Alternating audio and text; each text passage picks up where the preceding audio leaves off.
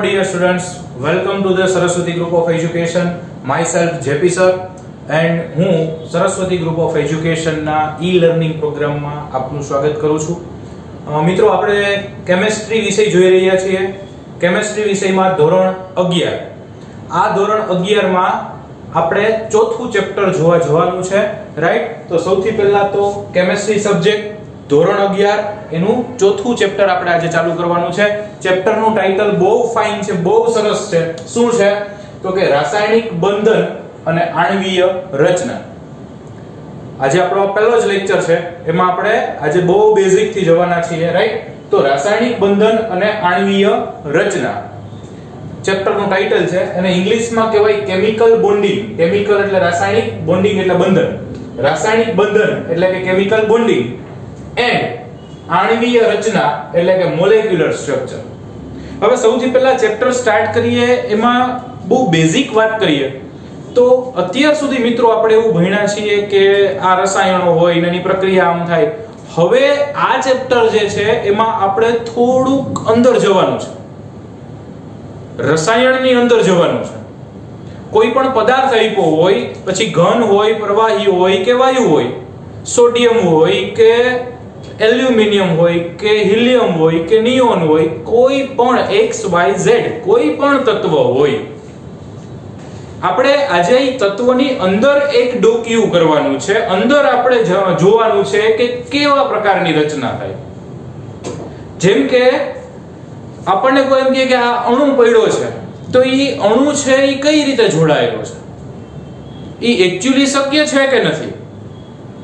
અત્યાર સુધી આપણને એવું જ કહેતા કે બે વિરુદ્ધ વીજભાર ધરાવતા આયનો હોય, વિરુદ્ધ વીજભાર, તો એમની વચ્ચે આકર્ષણ લાગે. તો આપણા મનમાં પાછા પ્રશ્નો થાય કે સર, અને આપણે માની લે હોય એમાં આકર્ષણ હોય, પણ આપણને પ્રશ્ન થવો જોઈએ. કદાચ ક્યારેક થયો છે પણ આપણે પૂછ્યો નથી, અથવા આપણને એનું સોલ્યુશન નથી મળ્યું. જેમ કે દાખલા તરીકે હાઇડ્રોજન વાયુ છે, એ કયા સ્વરૂપે હોય? તો કે હાઇડ્રોજન વાયુ છે એ સર H2 સ્વરૂપે હોય, અમને ખબર છે. Very good. હાઇડ્રોજન વાયુ છે એ H2 સ્વરૂપે હોય, એ ખબર છે. તો કે સર એમાં તો બે હાઇડ્રોજન પરમાણુ છે. હવે બે હાઇડ્રોજન પરમાણુ છે મતલબ H અને H ને. ઓકે, બે હાઇડ્રોજન છે મતલબ H અને H. તો આમાં તો કોઈ ધન આયન ઋણ આયન છે નહીં. બીજું કે બે એક જ સરખા, બે હાઇડ્રોજન જ છે, અને બે હાઇડ્રોજન છે તો એમની વચ્ચે આકર્ષણ હોય ખરું? તો કે આપણે તો એવું ભણ્યા છીએ વિરુદ્ધ વીજભાર વાળા. આમાં તો વિરુદ્ધ વીજભાર નથી, વિરુદ્ધ તત્વોય નથી, એક જ પ્રકારના તત્વો છે. તો એમાં બે વચ્ચે આકર્ષણ હોય ખરું? હોઈ શકે? તો કે સર હોય એવું તો હવે વિચારવું પડશે. પણ એના કરતા મોટો પ્રશ્ન છે કે જો ન હોય તો એ ભેગા રહીએ ખરા? તો કે એ પણ વિચારવા જેવી વાત છે. જો એમની વચ્ચે કોઈ આકર્ષણ ના હોય તો એ ભેગા અસ્તિત્વ જ ના ધરાવી શકે. આ તો એક મેં ઉદાહરણ દઈને વાત કરી. દાખલા તરીકે આપણે કોઈ પણ પદાર્થ કોઈ પણ તત્વ કે પદાર્થની વાત નથી કરી, ચલો કોઈ પણ તત્વ. દાખલા તરીકે હું એમ કહું કે 1 મોલ સોડિયમ. હવે મિત્રો 1 મોલ સોડિયમ પરમાણુ એટલે કેટલા? તો કે 1 એવોગેડ્રો જેટલા સોડિયમ પરમાણુ. 1 એવોગેડ્રો જેટલા સોડિયમ પરમાણુ એટલે કેટલા? તો કે 6.022 ગુણ્યા 1023 ઘાત જેટલા સોડિયમ પરમાણુ. તો 1 મોલ તો સામાન્ય રીતે ભેગું હોવાનું જ છે. તો 1 મોલ ભેગા છે એનો મતલબ કે 6.022 ગુણ્યા 1023 ઘાત સોડિયમ પરમાણુ ભેગા છે. સર આ તો બધાય સોડિયમ પરમાણુ છે, અને આટલા બધા સોડિયમ પરમાણુ એક હારે રહી શકે તો એમની વચ્ચે કોઈ ચોક્કસ રાસાયણિક બંધ હોવો જોઈએ જ.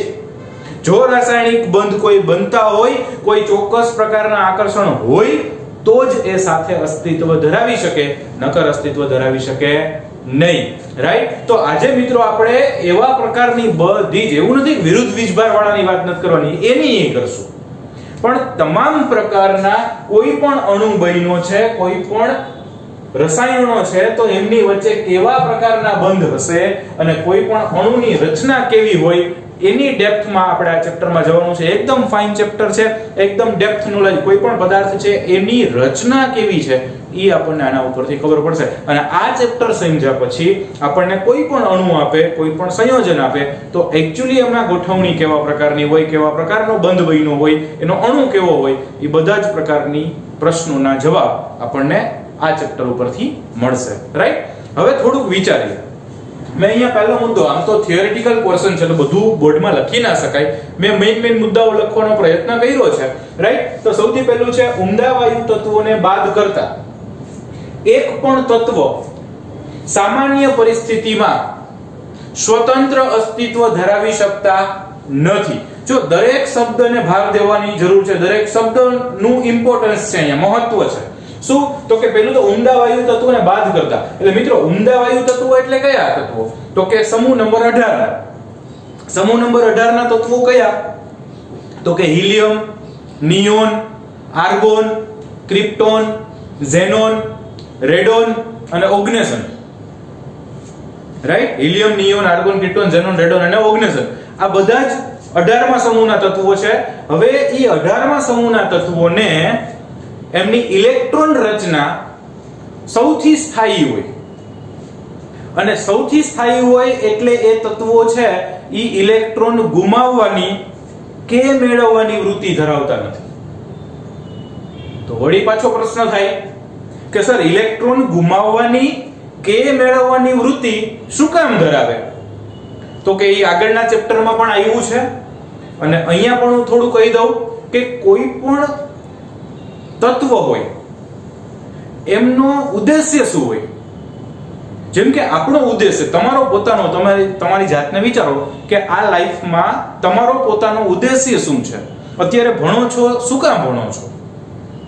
અત્યારે આપણે આ બધા વર્ક કરીએ છીએ, હું ભણાવું છું, હું આટલા કલાક કામ કરું છું, તમે આટલા કલાક કામ કરો. કોઈ પણ વ્યક્તિ શું કામ કરે છે? તો કે લાઈફમાં સ્ટેબલ બનવા માટે, સ્થાયી બનવા માટે. કોઈ એવું વિચારે કે સાહેબ મારે આટલા બધા કલાક કામ કરી અને જીવનમાં બહુ પસ્તાવું છે? તો કે એવું ન જ હોય ને. મારે જીવનમાં બહુ હેરાન થવું છે ને એટલે હું ભણું? તો કે એવું ના હોય. શું કામ? તો કે સ્થાયી બનવા માટે, સ્ટેબલ લાઈફ જોઈએ છે આપણે બધા. રાઈટ? તો એમ તત્વો જે છે ને એ તત્વોનો પણ આવો જ ગુણધર્મ છે. કોઈ પણ તત્વ છે ને એમને સ્ટેબલ બનવું છે. અને સ્ટેબલ બનવા માટે શું કરવું પડે? તો કે એની ઇલેક્ટ્રોન રચના સ્થાયી છે. અને ઇલેક્ટ્રોન રચના સ્થાયી બનાવવા માટે શું કરે? તો કે ઇલેક્ટ્રોન રચના સ્થાયી કોની છે? તો કે 18મા સમૂહની છે. અને એવી ઇલેક્ટ્રોન રચના બનાવવા માટે એમના વધારાના ઇલેક્ટ્રોનને કાં તો ગુમાવવા પડે અથવા તો ઘટતા ઇલેક્ટ્રોન મેળવવા પડે. જે સરળ પડતું હોય ઉર્જાની દ્રષ્ટિએ. ટૂંકમાં ગુમાવવામાં ઉર્જા ઓછી જોઈતી હોય તો એ ગુમાવે, મેળવવામાં ઉર્જા ઓછી જોઈતી હોય તો મેળવે. કારણ કે વળી પાછો પ્રશ્ન થાય સર તો અમુક ગુમાવે ને અમુક મેળવે, એવું કેમ? તો કે જેને ગુમાવવા સરળ પડતા હોય એ ગુમાવશે, જેને મેળવવા સરળ પડતા હોય એ મેળવશે. ઓકે? તો એ ગુમાવે કે મેળવે એટલે કોના જેવું પ્રાપ્ત થાય? તો કે 18મા સમૂહ જેવું.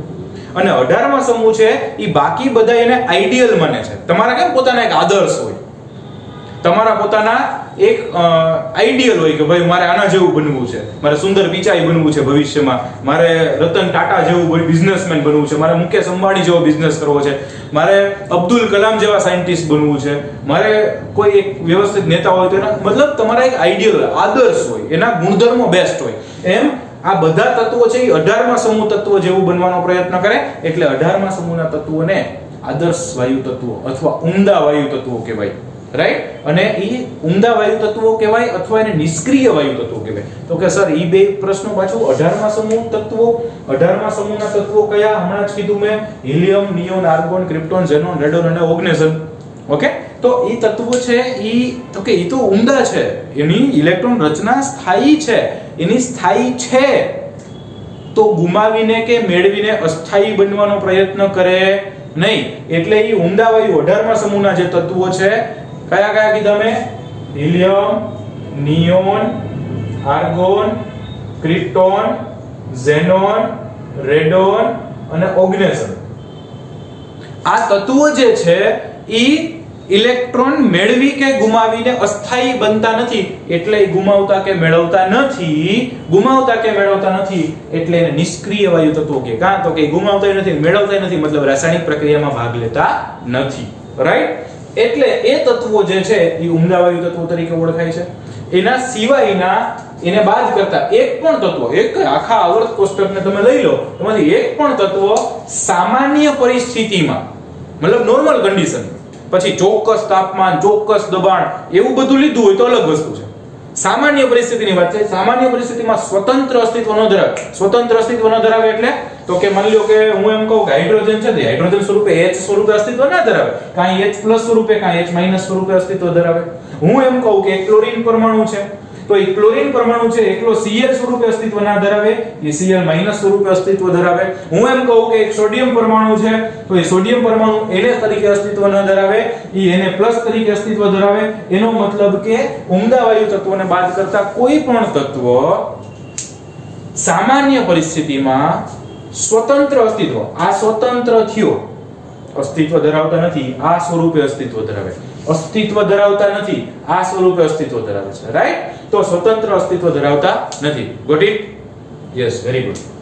ઓકે, બીજો મુદ્દો ચર્ચા કરીએ.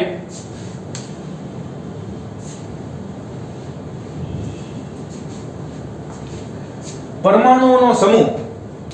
પરમાણુઓનો સમૂહ. જો સમૂહ શબ્દ વાપરો છે, કેટલા એવું આપણે હિસાબ નથી કરવાનો, 2 પરમાણુ, 4 પરમાણુ, 5. સમૂહ એટલે ગમે જે અસ્તિત્વ ધરાવે છે તે લાક્ષણિક ગુણધર્મો ધરાવતી સ્પીસીઝ. સ્પીસીઝ એટલે કણ. અણુ માટે શબ્દ વપરાય, પરમાણુ માટે વપરાય, આયન માટે વપરાય. સ્પીસીઝ એટલે કણ, નાના નાના કણ. પરમાણુઓનો સમૂહ જે અસ્તિત્વ ધરાવે છે તે લાક્ષણિક ગુણધર્મો ધરાવતી સ્પીસીઝને અથવા પરમાણુના સમૂહને અણુ કહેવાય. ટૂંકમાં પરમાણુનો જે સમૂહ બને ને, એ સમૂહને એક ચોક્કસ ગુણધર્મ હશે, લાક્ષણિક ગુણધર્મ. જેમ કે H2 છે તો એને ચોક્કસ ગુણધર્મ હશે. કોઈ બીજો પરમાણુ છે, O3 છે, ઓઝોન છે, તો એને ચોક્કસ ગુણધર્મ હશે. તો આવો પરમાણુનો જે સમૂહ ભેગો થાય છે એ ચોક્કસ લાક્ષણિકતા ધરાવે છે, અને આવા લાક્ષણિકતા ધરાવતા સમૂહને અણુ કહેવાય. ટૂંકમાં કહું તો પરમાણુઓ જોડાય અને અણુ બનાવે. રાઈટ? પરમાણુઓ જોડાઈને અણુ બનાવે, દરેક અણુ હોય એને એક પોતાનો લાક્ષણિક ગુણધર્મ હોય છે. Got it? ફાઇન. નેક્સ્ટ મુદ્દો છે, ટૂંકમાં અહીંયા શું આપ્યું આપણે? અણુની ડેફિનેશન આપી. ફાઇન. નેક્સ્ટ મુદ્દો છે, આ ઘટક કણોને અણુમાં સાથે બાંધીને રાખવા માટે કોઈ બળ હોવું જોઈએ. એ મેં પહેલા ચર્ચા કરી નાખી કે દાખલા તરીકે હું એમ કહું કે ભાઈ અણુ બન્યો છે, ઓઝોન અણુની વાત કરીએ તો આ ઓઝોન અણુ જે બને છે, કેવો સ્માઈલ કરતો કરતો બને છે, જેમ તમે કરો છો. Yes, very good. ઓકે, તો ઈ જે અણુ બને છે એમાં 3 ઓક્સિજન જોડ્યા છે ભાઈ. આ મીંડા નથી, ઓક્સિજન છે. 3 ઓક્સિજન જોડાય છે, તો એ 3 ઓક્સિજન સાથે જકડાઈ રહે. એમનેમ થોડા જકડાય, કારણ કે એક સરખા છે. સરખે સરખા વચ્ચે તો અપાકર્ષણ લાગતું હોય એવું આપણે વિચાર્યું હોય, કારણ કે વિરુદ્ધ વચ્ચે આકર્ષણ તો સરખે સરખા વડે અપા. પણ એમાં એવું છે કે એને સાથે છતાંય ઓક્સિજનમાંથી ઓઝોન બને તો ઓઝોન છે એમાં જાતે જકડાય જ રહે. તો એ સાથે જકડાઈ રહેતા હોય 3 ઓક્સિજન, તો એના માટે કોઈ ચોક્કસ બળ હોવું જ જોઈએ, તો જ ઈ રહે, નકર રહે નહીં. રાઈટ? તો આવી જુદી જુદી રાસાયણિક સ્પીસીઝમાં, સ્પીસીઝ એટલે કણ, જુદી જુદી રાસાયણિક સ્પીસીઝમાં જુદા જુદા ઘટકો. જુદા જુદા ઘટક એટલે કયા ઘટક? તો કે પરમાણુ હોય, અણુ હોય, આયન હોય, ગમે હોય.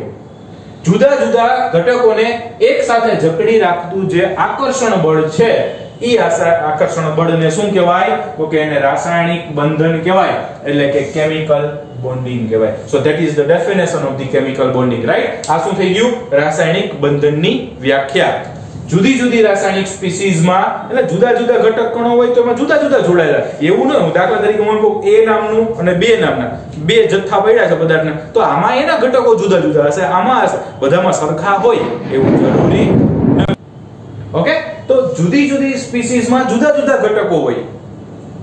પદાર્થ બદલે એટલે ઘટક બદલશે, તો એમાં પરમાણુ હોય, પછી અણુ હોય, પછી આયન હોય, ગમે હોય, એને એક સાથે જકડી રાખતું જે આકર્ષણ બળ લાગે, ઈ આકર્ષણ બળને રાસાયણિક બંધન કહેવાય, એને કેમિકલ બોન્ડિંગ કહેવાય. પછી પદાર્થ બદલશે, સ્પીસીઝ બદલશે, એમ એ બંધનો પ્રકાર પણ બદલશે. ઈ આપણે આગળ જોશું. રાઈટ? અને છેલ્લું છે બંધન જે છે, રાસાયણિક બંધન જે આપણે કર્યું, બંધ જે બનાવ્યા, એ શું કામ કરવાના છે? તો કે શક્તિ ઘટાડવાનું કામ કરે છે અને સ્થાયીતા વધારવાનું કામ કરે છે. કોઈ પણ સંયોજન બન્યું છે તો એમાં વચ્ચે બંધ બન્યું હશે.